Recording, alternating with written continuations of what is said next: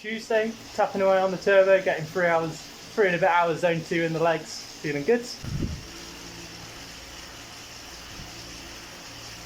Stomach feeling a bit better this morning, but not holding my breath. Off and on all of last week, like, oh, I think it's getting better, and then it wasn't. I got some indigestion tablets, but haven't had to try them yet. But if my stomach gets bad in the next few days, then try out those, see if it gets better. If not, go get it checked out. It doesn't seem to affect my riding and my training. Gonna have the same approach as last week, where I had a rest day yesterday, zone 2 today, and then I'll try my VO2 max session tomorrow. And I'm thinking for that session I might try and do the exact same session that I intended to do last week, and see if I can get that done to a high quality.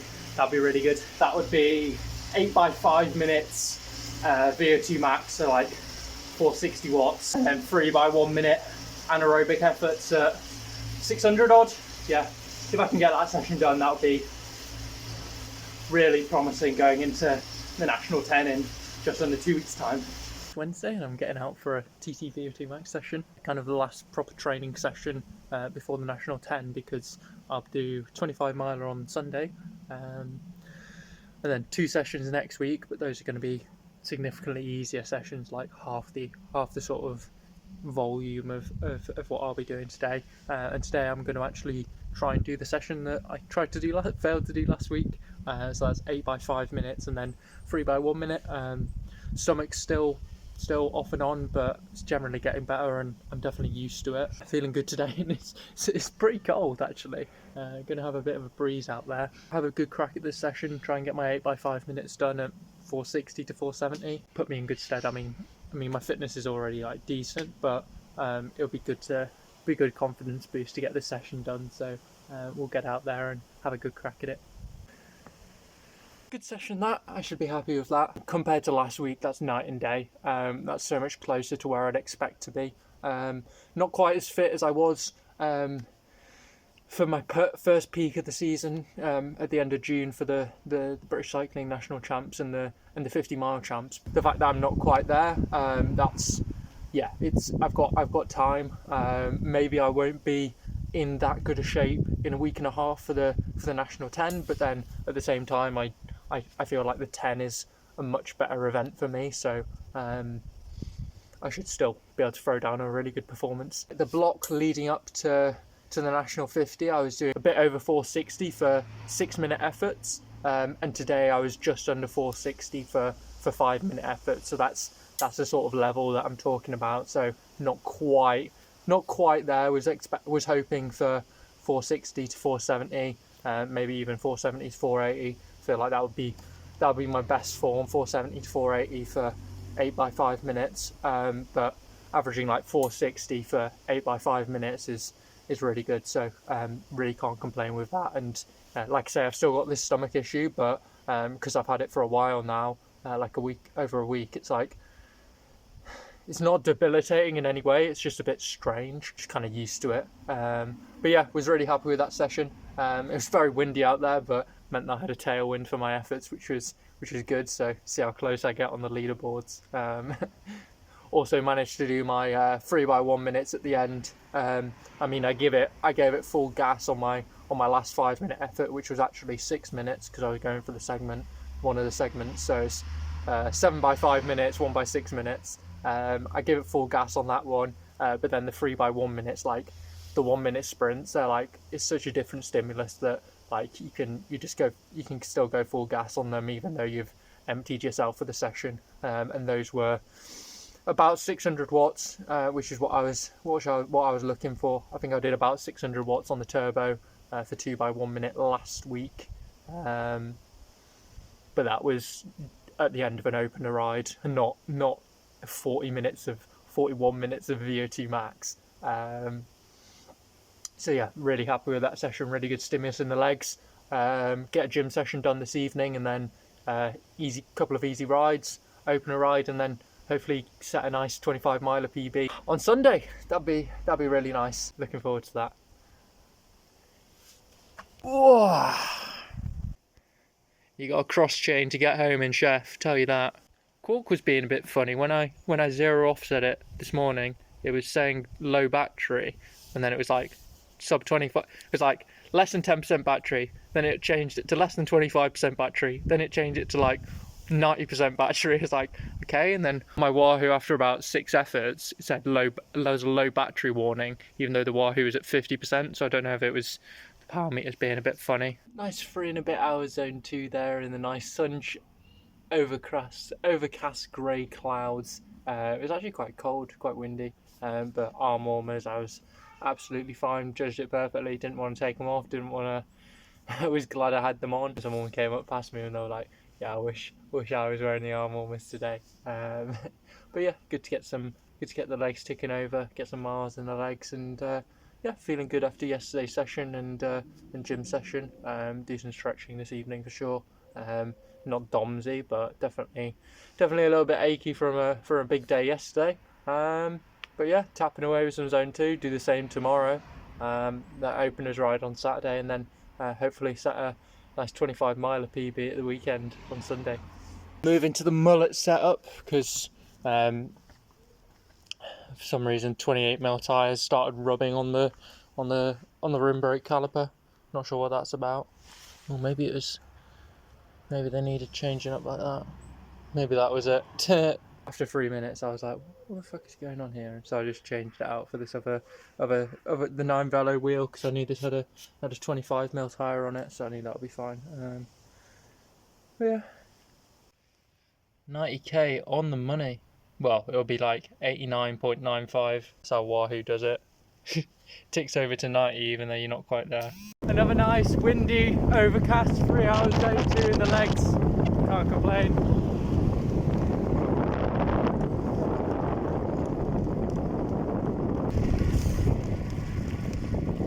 Standard opener ride, 3 minutes on maximal fatigue test, 15 minute TT tempo, and then 2 by 30 seconds in TT position. Yeah, so max fatigue, RP7, time to exhaustion, 14 minutes. A couple of nice sprints at the end there with 30 seconds at, first one was well above 700, second one was about 700.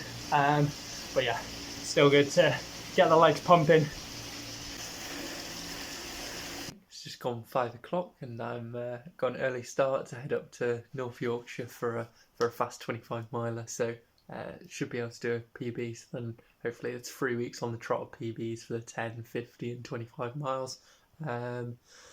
So yeah, feeling really good for it, so get out there, have a great ride, and hopefully set a really fast time. Conditions are looking nice, like pretty warm, and relatively low wind, headwind on the way out, tailwind on the way back. It's a bit like the Nottingham dual carriageway course, where it's quite an undulating carriageway up and down. Like you're up at some very high speeds for the downhill sections, and then there are some draggy sections. But overall, it's a fast course, and it was already a fast course, sub 46 course record.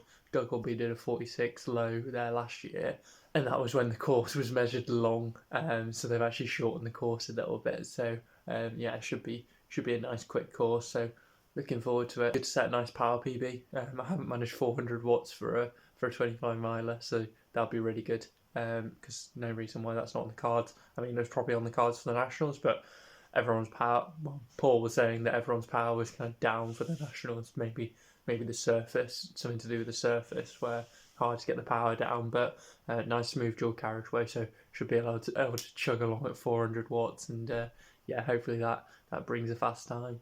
7:15, Satnav's estimating I'll get there at 20 to 8, which is just under an hour and a half before my start time. So just stopping off for a quick coffee at McDonald's. Just over 20 minutes till my start time. Yeah, all ready to go, so let's get cracking. We don't need no woke power meter nonsense. Yeah, managed to do a long 45, so just under 46 minutes with no power meter. So my power meter's been a bit weird this week. I know Jake, my teammate Jake Sargent did a 10 miler yesterday where his power meter was just not playing ball. Obviously there's been an issue with Wahoo update over the past few days, so people's Wahoos have been getting bricked. So I was thinking it might have been that. For his ride it said it was -5 degrees, so I think his Wahoo maybe was fucked.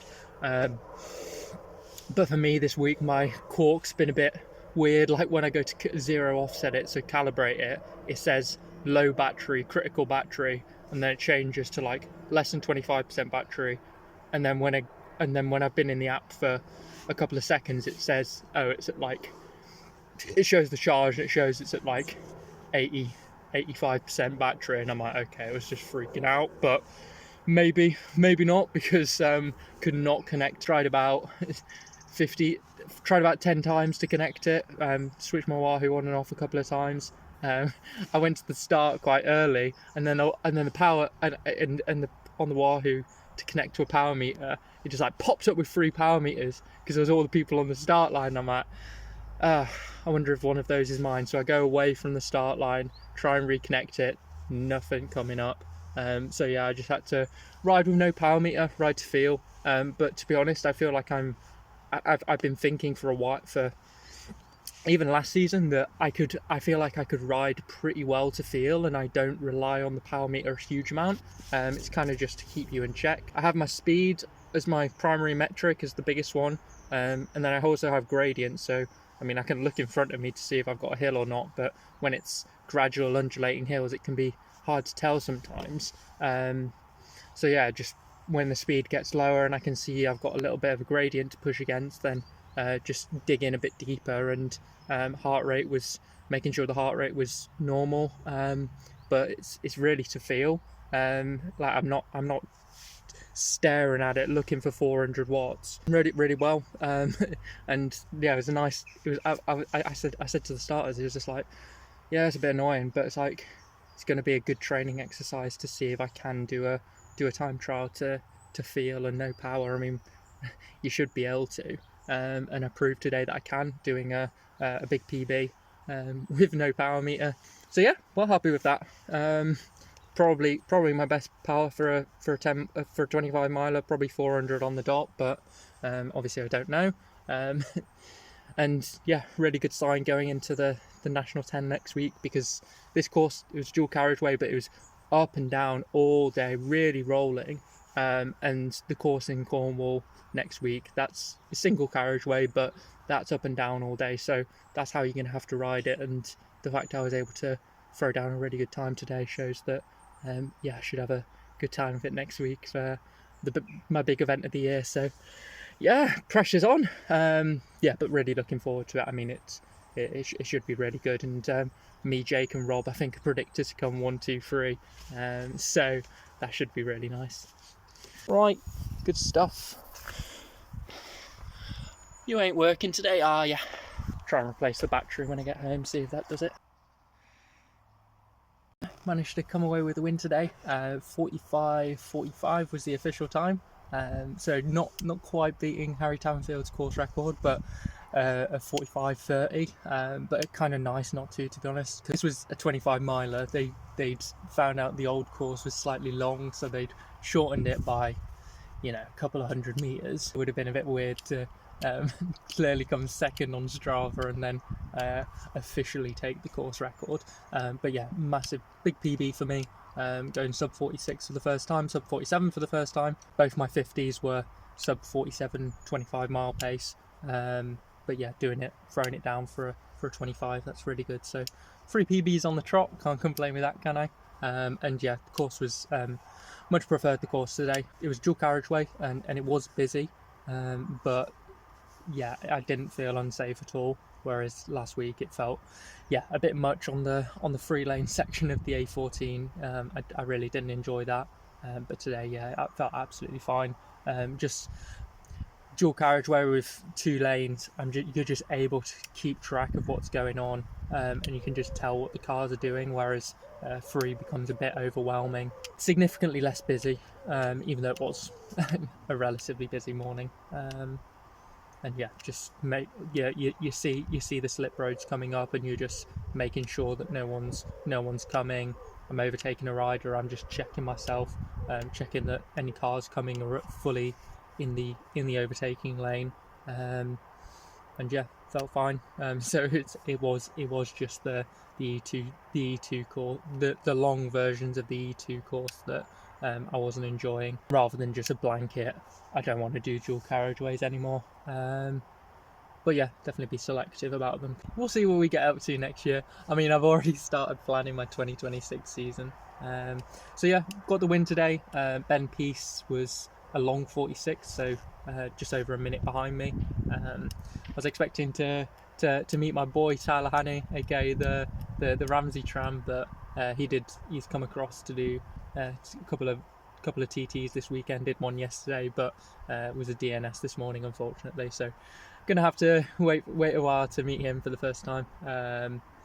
But yeah, happy with my ride today. Riding to feel, prove to myself that I can do it, because it's been something I'm like, I don't really rely on my power meter anyway. So I'm like, I'm pretty sure I could ride a good time trial to feel, and I think I proved that today. So yeah, good sign going into the National 10 next week, where it's very up and down course like today, just not as fast. I'm looking forward to showing up with my best form for that, and hopefully getting my first national title.